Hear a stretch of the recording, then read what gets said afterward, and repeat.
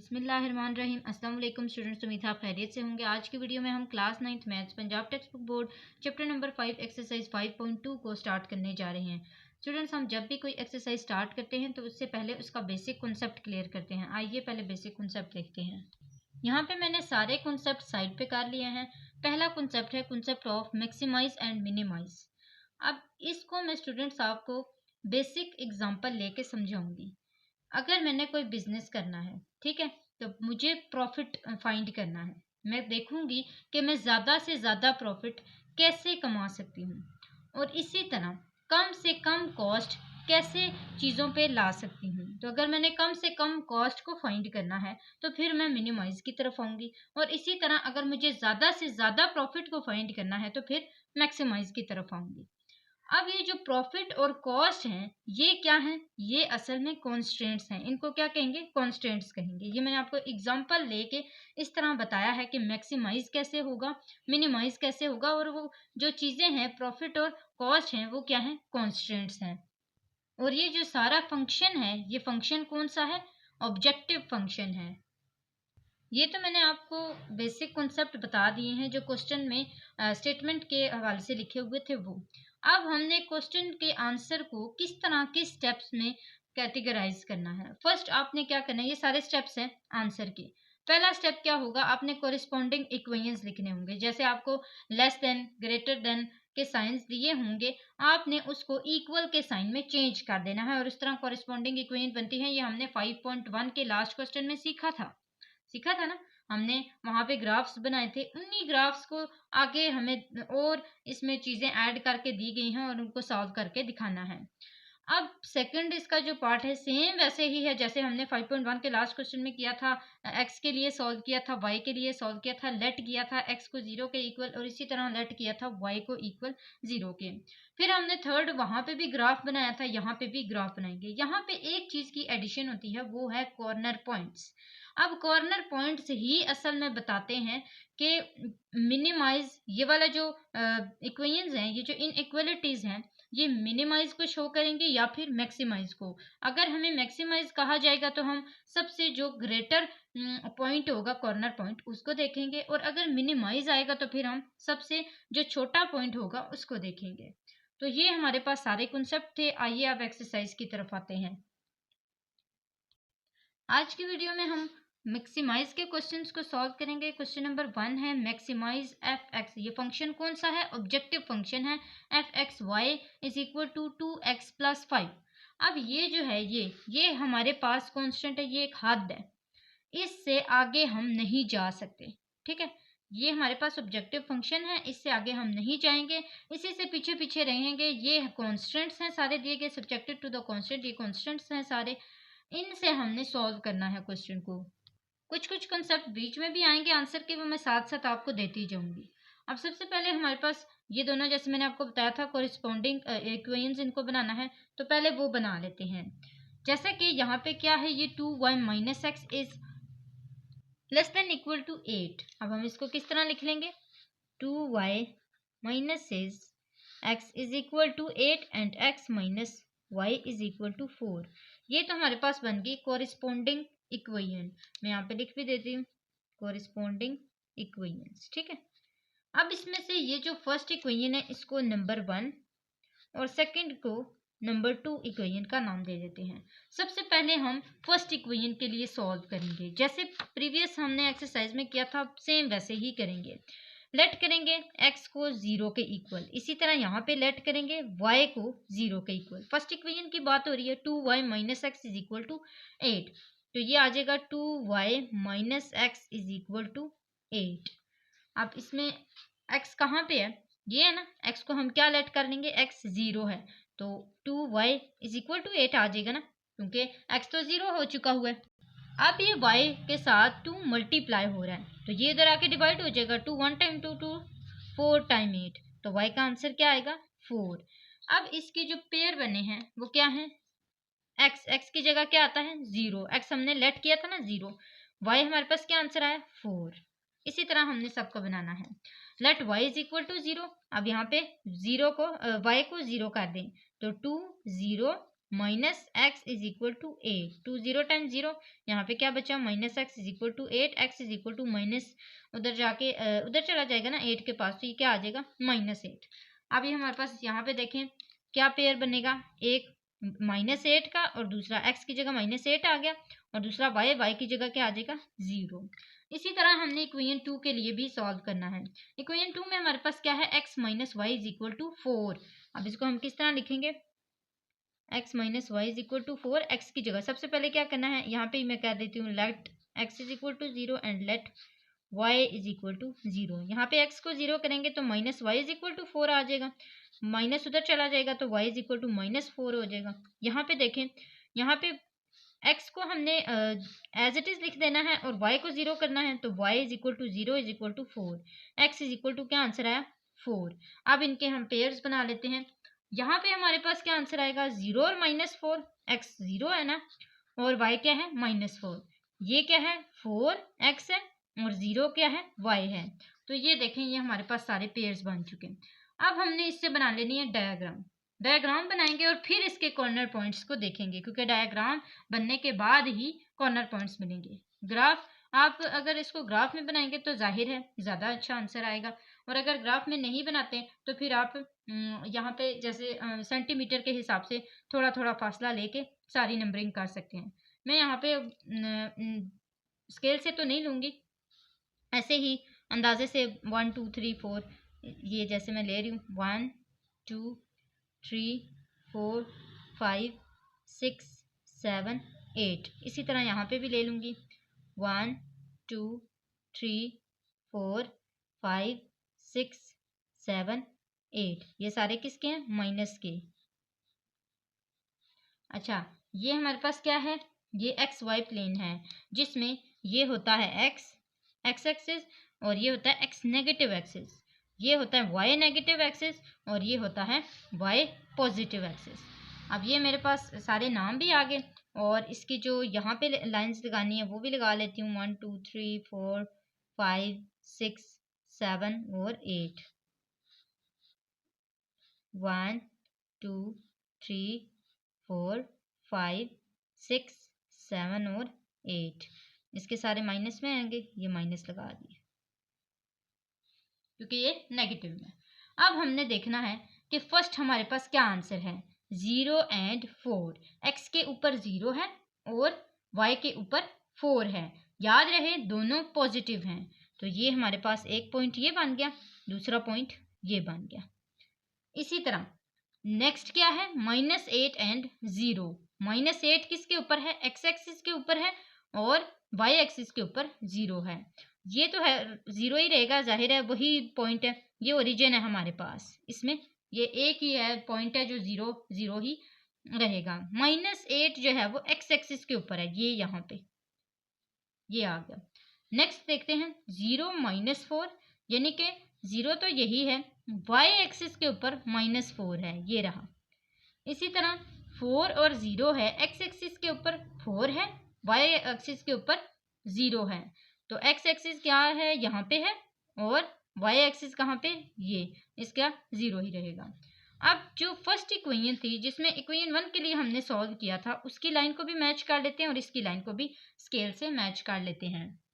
यहाँ पे स्टूडेंट्स आप देख सकते हैं जहाँ पे ये मिल रहे हैं, ये यहाँ पे देखें, यहाँ पे ये मिल रहे हैं, इधर ये मिल रहे हैं, एक ये वाला इस पॉइंट पे मिल रहे हैं, ठीक है, ये आपने देख लेना है।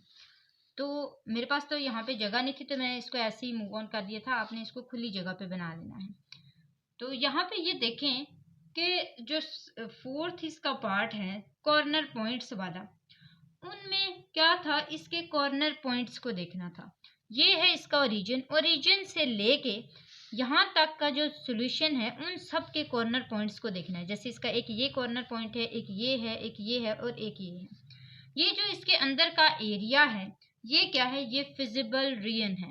अब फिजिबल रीजन क्या होता है, इसको मैं ऐसे शेड भी कर लेती हूँ ऐसे। अब फिजिबल रीजन क्या होता है, रीजन तो जगह को कहते हैं, फिजिबल का मतलब होता है लिमिट होना, एक हदबंदी होना, कि एक हद है जहां तक आप एक क्वेश्चन को सॉल्व कर सकते हैं, उससे आगे आपने नहीं जाना। जैसे आपको यहाँ पे दिया गया था, ये ऑब्जेक्टिव फंक्शन था और इसके इक्वल 2x + 5y दिया गया था और कहा गया था, इसका मतलब क्या था कि इसके आगे आपने नहीं जाना।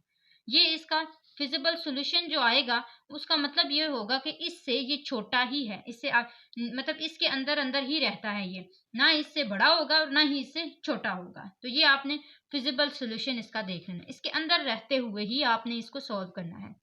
तो ये है इसका बना है फिजिबल रियल, और हम इसी को जो हमारा आंसर आएगा वो हमारा फिजिबल सॉल्यूशन ही होगा। तो अब हम इसका सेकंड लास्ट जो स्टेप है वो करते हैं, कॉर्नर पॉइंट्स फाइंड करते हैं। उसके लिए आपने सबसे पहले क्या करना है कि बाकी जो पॉइंट्स जो होंगे, ये वाला ये वाला ये वाला, ये तो आपके पास आ गए। असल पॉइंट जो आपने फाइंड करना है वो है ये जो आपके पास नहीं है। ये वाला पॉइंट कौन सा है? ये पॉइंट 4 और 0 वाला ना, तो इसको यहाँ पे लिख लेते हैं 4 और 0। ये कौन सा पॉइंट है? ये वाला 0 4 था। यहाँ पे देख लेते हैं कौन सा पॉइंट था जब हम इसको सॉल्व कर रहे थे। ये y के ऊपर है ना ये वाला, तो ये 0 और x इसका 0 है ना, ये 0 और 4 हो जाएगा। इसके ऊपर ये देखें, ये x एक्सिस के ऊपर है तो ये आ जाएगा 4 और फिर 0। ये ओरिजिन वाला था, ओरिजिन वाला सब में आएगा 0 0, ठीक है। तो ये 3 पॉइंट्स आ गए। अब ये चौथा पॉइंट जो है ये किस तरह सॉल्व करना है, इसके लिए आपने आ जाना है इस कोरिस्पोंडिंग इक्वेशन के ऊपर। इन दोनों को आपने सिमिल्टेनियसली सॉल्व करना है। जैसे हम पहले करते आए हैं कि कोई भी जो दो इक्वेशंस हैं उनको आपस में या तो प्लस कर लें या फिर माइनस कर लें, और उसके प्लस और माइनस करने की वजह से हम उसका आंसर, एक वेरिएबल का आंसर निकाल सकते हैं। और फिर जो सेकंड वेरिएबल का आंसर निकालना होगा तो उन्हीं दोनों इक्वेशन में से जो इजी इक्वेशन है उसके अंदर पुटिंग करके सेकंड वेरिएबल का भी आंसर निकाल लें। तो ये हम यहाँ पे करते हैं कॉर्नर पॉइंट्स के लिए। जैसा कि मैंने यहाँ पे लिखा है 2y - x = 8। अब सेकंड इक्वेशन है x - y, x के नीचे x को रखें, y के नीचे y को रखें। तो जब हम y के नीचे y को रखेंगे तो ये -y आ जाएगा, साइन इसका वही लगेगा जो इसके साथ था। इसके साथ क्या है +x, तो ये आ जाएगा +x = 8। अब ये प्लस और माइनस जो है वो ऑपोजिट साइन आ गया ना। जब ऑपोजिट साइन ऑलरेडी होते हैं तो फिर हम ऐड करते हैं, एडिशन करते हैं। लेकिन अगर अपोजिट साइन नहीं होते तो अपोजिट साइन बनाने के लिए हम सब्ट्रैक्ट करते हैं। तो ये दोनों आपस में कैंसिल हो गए। पीछे हमारे पास यहाँ पे क्या बचा? 2y - y। एक y निकाल दिया, पीछे क्या बचा? +y, बड़ी रकम के साथ प्लस है ना, तो ये आ गया +y = 8। अब y = 8 आंसर आ गया। अब इसको हम किसी भी एक इक्वेशन में पुट कर देते हैं। पुट y = 8 इन इक्वेशन, किसी में भी कर लें। सेकंड वाली में कर लेते हैं, वो थोड़ी छोटी लग रही है। तो ये आ जाएगा x माइनस y क्या है 8 = 4, x -8 उधर जाके क्या हो जाएगा +8, तो ये आ जाएगा हमारे पास 16। सॉरी, यहाँ पे मैंने ये जो नंबर्स हैं ये थोड़े गलत लिखे हैं। 8 + 4 = 12, ये 12 हो जाएगा। देन यहाँ पे हमारे पास 12 होगा, ये -12 उधर जाके प्लस होगा। देन हमारे पास x = 16 आंसर आ जाएगा। x = 16, y = 12। अभी दो आंसर आ चुके हैं। इससे भी हम एक पेयर बना लेते हैं। x को हम क्या कहते हैं 16 है ये, और y हमारे पास क्या है 12 है। तो ये हमारे पास एक पेयर बन गया। अब हम सारे कॉर्नर पॉइंट्स यहाँ पे लिख लेते हैं। पहला ये वाला कौन सा है 0 और 4, दूसरा 0 0, तीसरा 4 0, चौथा 16 और 12। अब ये जो 16 और 12 है ना, ये असल में यही पॉइंट था। ये पॉइंट वैसे अगर हम लोग इसको ग्राफ में बनाते, मेजर करके करते, तो फिर तो हमारे पास 16 और 12 देख के भी आ जाता है। जब इस लाइन को लंबा किया जाता तो हम इसको नीचे करके देखते कि ये 16 और 12 में ही आ रहा है। एक्स में ये 16 बनता होता और वाई में ये 12 बनता होता, ऐसा ही है। लेकिन हम इसको फाइंड इसलिए करते हैं क्योंकि हम तो इसको बाकायदा मेजर करके तो नहीं ना करते, तो इसलिए फिर हमें इस तरह फाइंड भी करने पड़ते हैं। वैसे भी इसको जब फाइंड करेंगे तो तभी हमारे पास आंसर आएगा कि इसमें मैक्सिमाइज कौन सा है। वैसे तो अभी भी हमें पता लग गया कॉर्नर पॉइंट्स को देख के कि सबसे ज्यादा जो वैल्यू है वो किसकी है, लेकिन हम इसको फाइंड किस तरह कर सकते हैं कि सबसे ज्यादा किसकी है। सबसे पहले हमने लिखना है कॉर्नर पॉइंट्स के लिए ही कि ये 0 0 के ऊपर रख के कितना आंसर देगा, इसी तरह 0 4 के ऊपर रख के कितना आंसर देगा, इस तरह हम सब के लिए सॉल्व करेंगे। इसको आपने सॉल्व किस तरह करना है कि ये जो आपके पास स्टार्ट में दिया हुआ था कि मैक्सिमाइज, आपको मैंने बताया ना मैक्सिमाइज आपने बताना है, तो मैक्सिमाइज आपने बताना किससे है, उसी ऑब्जेक्टिव फंक्शन से जो आपको स्टार्ट में दिया गया है कि ये ऑब्जेक्टिव फंक्शन है, इससे आप फाइंड करें मैक्सिमाइज को। तो ये हम यहाँ पे इसके अंदर पुट करेंगे 0 और 0, एक्स मेरे पास 0 है, वाई भी 0 है, तो ये 2 भी 0 प्लस 5 भी, वाई भी 0, तो ये आंसर आ जाएगा इसका 0। अब इसी से हम बताएंगे कि हमारा जो मैक्सिमाइज है वो कहाँ पे होगा। जैसे अभी हमने एट 0 0 किया ना, इसी तरह एट 0 4 रखते हैं। जैसे मैं यहाँ पे कह रही हूँ एट 0 4, अभी आ जाएगा 2, एक्स की जगह 0 प्लस 5, वाई की जगह 4, तो ये किसके इक्वल आ जाएगा, आपने इसको कैलकुलेट कर लेना है। 5 4 टाइम 12, 2 0 तो 0 ही आता है। नेक्स्ट करते हैं 2, एक्स की जगह 4 प्लस 5, वाई की जगह 0, क्या आंसर देगा 4 2 टाइम 8। इसको करते हैं 2, एक्स की जगह 16 प्लस 5 और वाई की जगह 12, तो 16 2 टाइम क्या होता है 32 होता है, प्लस 12 5 टाइम क्या होता है 60, इन दोनों को आपस में प्लस करते हैं, ये आ जाएगा 6 7 8 9 और 2 और 0 ये आ जाएगा 2, 92। इसका मतलब है इन सब के आंसर चेक करें, एक 8 आया है, एक 12 आया है, एक 92 आया है और एक 0 आया है। सबसे बड़ा आंसर किसका है, सबसे बड़ा आंसर 16 और 12 का है। तो हम यहाँ पे क्या लिखेंगे कि ये जो फंक्शन है ये मैक्सिमाइज है कहाँ पे, is equal to 92, function is maximise is equal to 92 at किसके ऊपर रख के 16 और 12 वाले कॉर्नर पॉइंट के ऊपर रख के ये मैक्सिमाइज था। तो ये हमारे पास इसका आंसर आ चुका हुआ है, आप देख सकते हैं। फिर भी आपको कोई भी कंफ्यूजन हो, कोई भी ऐसा कॉन्सेप्ट हो जो समझ ना आया हो, तो आप कमेंट बॉक्स में पूछ लिया करें। नेक्स्ट क्वेश्चन की तरफ चलते हैं, क्वेश्चन नंबर 2 की तरफ। और उसको सॉल्व करने से पहले आपको बताती चलूँ, अगर आप मेरे चैनल पर न्यू हैं तो सब्सक्राइब करें, वीडियो अच्छी लगे तो लाइक ज़रूर किया करें। हमारा टारगेट है 1K का, आपने सब्सक्राइबर्स लाजमी पूरे करने हैं। क्वेश्चन नंबर 2 देखते हैं स्टूडेंट्स के, मैक्सिमाइज फंक्शन दिया हुआ है is equal to x plus 3y। इससे हमने कॉर्नर पॉइंट्स के अंदर पुटिंग करनी है और फिर हमने बताना है कि मैक्सिमाइज जो फंक्शन है, मैक्सिमाइज जो कॉर्नर पॉइंट है वो कौन सा है, सबसे ज़्यादा से ज़्यादा कहाँ पे वो एग्जिस्ट करता है। तो ये दो हमारे पास इनइक्वालिटीज दी हुई हैं, इन दोनों को मैंने सबसे पहले कोरिस्पोंडिंग इक्वेशन के थ्रू इक्वल किया। जैसे 2x plus 5 is equal to 30 and 5x plus 4y is equal to 20। तो ये मेरे पास दोनों इक्वेशंस आ गई। अब इसी में मैंने सबसे पहले इक्वेशन 1 के लिए सॉल्व करना था, उसके लिए सॉल्व किया और फिर इक्वेशन 2 के लिए। अब इक्वेशन 1 में पहले जब लेट किया x इज इक्वल टू 0, तो उसमें मेरे पास आंसर आया 0 और 6, क्योंकि y का आंसर आया था 6। इसी तरह जब y को लेट किया 0 के इक्वल, तो आंसर आया 15 एंड 0। फिर सेकंड इक्वेशन की तरफ आए तो वहां पे जब x को 0 के इक्वल किया तो 0 और 5 आंसर आया, और जब y को 0 के इक्वल किया तो फिर 4 और 0 आंसर आया। अब ये 4 पेयर मेरे पास आ चुके हुए हैं, इनसे मैंने ग्राफ बनाना है। तो यहाँ पे मैं मेजर करने के लिए सबसे पहले नंबरिंग कर लेती हूँ। तो यहाँ पे जितने ग्राफ की मुझे ज़रूरत थी, जो जो नंबरिंग की ज़रूरत थी मैंने वही ली है, माइनस का कोई भी नहीं था, तो इसलिए मैं माइनस की तरफ ज़्यादा गई ही नहीं। तो पॉजिटिव वाले थे, पॉजिटिव में भी मैंने देखा कि y की तरफ वाले जो हैं उसका ग्रेटर नंबर जो है वो 6 है, तो फिर मैंने 6 तक रखा, और x वाले का जो ग्रेटर नंबर है वो 15 था, तो मैंने 15 तक इसको रखा। अब यहाँ से देखते हुए हम पॉइंट्स लगा लेते हैं। सबसे पहले है 0 एंड 6, ये रहा 0, 6 लगा लेते हैं, 6 है y के ऊपर, तो y के ऊपर 6 कहाँ पे है, ये रहा, इसको मार्क कर देते हैं। फिर ये देखें 15 है किसके ऊपर, x के ऊपर, ये रहा। फिर 0 किसके ऊपर है, y के ऊपर, ये एज इट इज। 0 एंड 5, 0 किसके ऊपर है, x के ऊपर, और y के ऊपर क्या है 5, तो y क्या है यहाँ पे 5। नेक्स्ट क्या है 4 एंड 0, 4 हमारे पास x के ऊपर है और 0 किसके पास है, y के ऊपर। अब जो जो पॉइंट्स हमने ये 6 वाला और 15 वाला जो पॉइंट है इनको आपस में मैच कर लेना, और फिर 4 वाला और 5 वाला, 5 वाला और 4 वाले थे ना, इन दोनों को आपस में मैच कर लेना है। और फिर देखते हैं हमारा किस तरह की जो शेप है, जो ग्राफ है वो किस तरह का बनेगा। यहाँ पे स्टूडेंट्स आप देख सकते हैं इससे हमने फाइंड किया कि जो हमारा फिजिबल रीजन है वो ये है, ये सारा एरिया हमारा फिजिबल रीजन है। और जो हमारे कॉर्नर पॉइंट्स हैं वो कौन कौन से हैं, एक ये इसी तरह ये और ये वाला, ये हैं हमारे कॉर्नर पॉइंट्स। अब इन सब कॉर्नर पॉइंट्स को हम साइड पे लिख लेते हैं, और जो हमारा लास्ट पॉइंट है वो भी हम देखेंगे कैसे फाइंड होगा।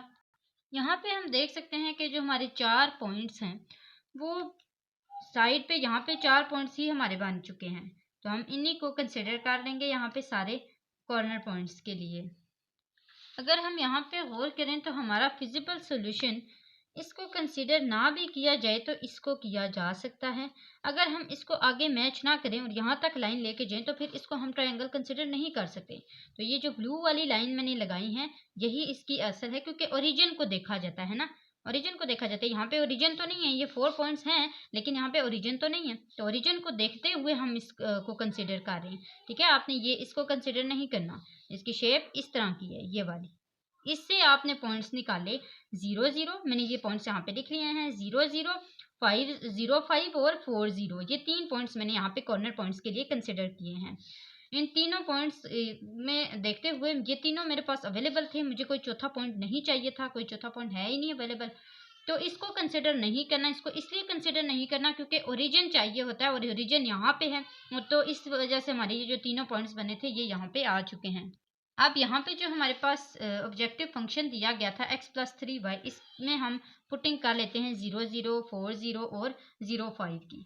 तो यहाँ पे क्या लिखा जाएगा, f(x, y) is equal to x+3y। सबसे पहले इसके अंदर पुट करते हैं, सेम आपने वही स्टेटमेंट लिखनी है ये वाली, f(x, y) 2x + y eight 0 0, इसी तरह यहाँ पे एट 0 0। ठीक है, अब 0 0 पे ये क्या है, यहाँ पे ये भी 0 है +3y भी 0 है, तो ये किसके इक्वल आ जाएगा, 0 के इक्वल। अब एट किसका है, 4 और 0 के, तो ये हमारे पास क्या आ जाएगा, सबसे पहले आ जाएगा x यानी कि 4 प्लस फिर y 3 यानी कि 0 इज इक्वल टू 4, फिर हमारे पास क्या आंसर आ गया 4। नेक्स्ट हम करते हैं एट 0 और 5, तो ये हमारे पास क्या आंसर आ जाएगा, x किसके इक्वल है, 0 के इक्वल, 0 + 3 5 इज इक्वल टू 15। अब इसमें देखें सबसे ज़्यादा बड़ा आंसर किसका आया है, 15 का, तो हम सब क्या कहेंगे, मैक्सिमाइज किसके ऊपर है, 15 के ऊपर, और एट कौन सा वाला है, ये किसका आंसर आया था, 0 और 5 का आंसर आया था ना, तो 0 और 5, ये आपने स्टेटमेंट लिख लेनी है। थर्ड वाला क्वेश्चन करते हैं। क्वेश्चन नंबर 3 में स्टूडेंट्स आप देख सकते हैं सेम वैसे ही है, आपको दिया गया है मैक्सिमाइज इसके ऊपर करना है, और इक्वेशन भी दी गई हैं। दोनों इक्वेशंस को सबसे पहले कोरिस्पॉन्डिंग इक्वेशन बनाया, फिर उसके बाद इक्वेशन 1 के लिए सॉल्व किया, इक्वेशन 2 के लिए सॉल्व किया। इक्वेशन 1 के लिए जब सॉल्व किया तो 0 और 4 और 2 और 0 आंसर आए, और फिर इक्वेशन 2 के लिए सॉल्व किया तो फिर 0 - 4 और 1 0 आंसर आए। अब इनको हम यहाँ पे ग्राफ में रिप्रेजेंट करवा लेते हैं 0 4 2 0 को। यहाँ पे स्टूडेंट्स आप देख सकते हैं ग्राफ मैंने बना लिया है। अब यहाँ पे सबसे पहले देखते हैं 0 और 4 है, तो 0 x के ऊपर है और y के ऊपर क्या है, 4 है, तो y कहाँ पे है, ये है, इसमें क्या है, 4 है। अब इसी तरह यहाँ पे देखें y 0 है और x क्या है, 2 है, तो x यहाँ पे आ गया। अब हम इसको मैच कर लेते हैं स्केल के साथ। अब सेकंड इक्वेशन की तरफ आ जाते हैं। ये हमारे पास क्या है, 0 और -4, तो 0 और -4 की तरफ आना है, यानी कि सबसे पहले हमारे पास 0 आया, फिर y पे -4 है ना, तो ये आ गया y। उसके बाद क्या है हमारे पास 1 और 0, ये है 1 और फिर है 0। अब इन दोनों को मैच कर लेते हैं। यहाँ पे अब ओरिजिन से देखें, ये ओरिजिन है ना 0 0, ओरिजिन से देखें कि हमारे पास कहाँ तक शेप बन सकती है, कहाँ तक फिजिबल रीजन बन सकती है। अगर हम इसको शेड करना चाहें तो यहाँ तक ही कर सकते हैं, ये तो फिर आगे और अगली लाइन आ जाएगी ना, अगली लाइन को नहीं देखना, बीच में कोई लाइन नहीं आनी चाहिए जब आप शेड कर रहे हो। तो ये हमारा एक कॉर्नर पॉइंट बन गया, एक ये बना, एक ये बना, एक ये बना, ऐसा ही है। एक कॉर्नर पॉइंट हमारे पास फाइंड करने वाला था, वो हमने जो है वो न्यू पॉइंट बनाया था, तो ये इसको हम क्या कहते हैं, इंटरसेक्शन कहते हैं। तो इंटरसेक्शन के लिए सेम हमने वैसे ही सॉल्व करना है जैसे हमने पहले किया था, उन्हीं दोनों इक्वेशंस को यूज करते हुए यहाँ पे मैंने आंसर निकाला। पहला जब इन दोनों को 2x + y और 4x - y था ना, तो जब दोनों को सॉल्व किया तो ऐड ही करना पड़ रहा था क्योंकि दोनों के साइंस ऑपोजिट ऑलरेडी ही थे। जब ये दोनों कैंसिल हो गए तो 4 + 2 6x आ गया इज इक्वल टू 8। अब मैंने यहाँ पे फर्स्ट इक्वेशन को लिया क्योंकि फर्स्ट इक्वेशन थोड़ी इजी थी तो मैं उसको ज़्यादा प्रेफर कर रही थी। अब मैंने यहाँ पे जब इसके अंदर पुटिंग की x की तो मेरे पास आंसर आया अगेन y का भी 4/3। तो जब दोनों के आंसर आए 4/3 एंड 4/3, आपको एक दफ़ा दिखा देती हूँ। ये मैंने इंटरसेक्शन के लिए सॉल्व किया। अब मैं आऊँगी कॉर्नर पॉइंट्स की तरफ। तो ये हमारे पास सारा सॉल्व हो चुका। अब कॉर्नर पॉइंट्स की तरफ आते हैं। यहाँ पे देखें कॉर्नर पॉइंट्स। पहला कॉर्नर पॉइंट क्या है 0 0, वो लिख लेते हैं। फिर दूसरा क्या है 0 4, ये लिख लेते हैं। 0 4 मैंने इसको क्यों बनाया, क्योंकि y के ऊपर 4 है। फिर यहाँ पे आए ये 1 वाला है 1 0, क्योंकि x के ऊपर क्या है 1 है, तो ये आ गया 1 0। फिर लास्ट जो पॉइंट हमने यहाँ पे फाइंड किया था वो कौन सा था 4/3 और 4/3 वाला। अब इसके क्वेश्चन में क्या दिया गया था, वहां पे गौर करने के जो फंक्शन दिया गया था z is equal to 2x + 3y। इसके अंदर अब हमने पुटिंग करनी है 2x + 3y को रख के वही स्टेटमेंट लिखनी है जैसे पहले लिखा था कि फंक्शन क्या है आपके पास z is equal to 2x + 3y किसके ऊपर है एट 0 0 के ऊपर। इसी तरह हम सॉल्व करेंगे 0 0 के ऊपर रखे तो 2 0 + 3 0 इज इक्वल टू 0। फिर एट 0 4, तो इसके लिए ये क्या हो जाएगा 2 0 + 3 4 4 3 टाइम 12, ये आंसर आ गया। फिर एट 1 0, इसके लिए क्या होगा 2 1 + 3 0, ये क्या आ जाएगा 2 1 टाइम 2। लास्ट है एट 4/3 एंड 4/3, इसके लिए क्या आ जाएगा 2 4/3 + 3 4/3। तो 3 और 3 कैंसिल हो गए और ये 4 2 टाइम 8 हो गया।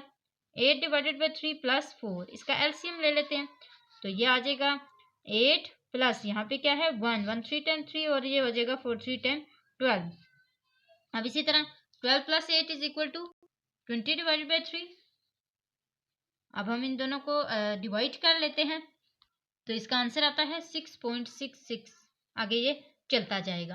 अब जब ये चलता जाएगा तो इसका मतलब ये है कि ये 6.7 आंसर दे रहा है क्योंकि इसका जो एक आगे डिजिट है वो क्या है वो 5 से ग्रेटर है, तो हम इसको 6.7 लिख सकते हैं। अब इसमें देखें ये एक आंसर आया है 0, दूसरा 12, तीसरा 2 और लास्ट वन 6.7। सबसे ज़्यादा जो मैक्सिमाइज आंसर है वो किसका है, वो 12 है और वो किसके ऊपर रख के है 0 और 4 के ऊपर रख के। तो हम इसका आंसर कैसे लिख सकते हैं, हम इसको इसी तरह लिखेंगे कि z is maximum is equal to 12 at किसके ऊपर रख के 0 और 4 के ऊपर रख के। तो ये हमारा इसका आंसर आ चुका है। यहाँ पे आप देख सकते हैं आज की वीडियो में हमने मैक्सिमाइज के हवाले से सीखा था। नेक्स्ट हम मिनिमाइज के हवाले से भी सीखेंगे और जब वो ज्वाइन होंगे मिनिमाइज और मैक्सिमाइज तो वो वाले भी हम सीखेंगे। वैसे अगर आपको मैक्सिमाइज समझ आ गया तो मिनिमाइज आपके लिए बिल्कुल भी डिफिकल्ट नहीं है। आज के लिए इतना ही था। जाते जाते आपने चैनल को ज़रूर सब्सक्राइब करना है। कोई भी चीज़ ना समझ आए कमेंट बॉक्स में पूछ लिया करें। अगली वीडियो तक के लिए अल्लाह हाफिज़।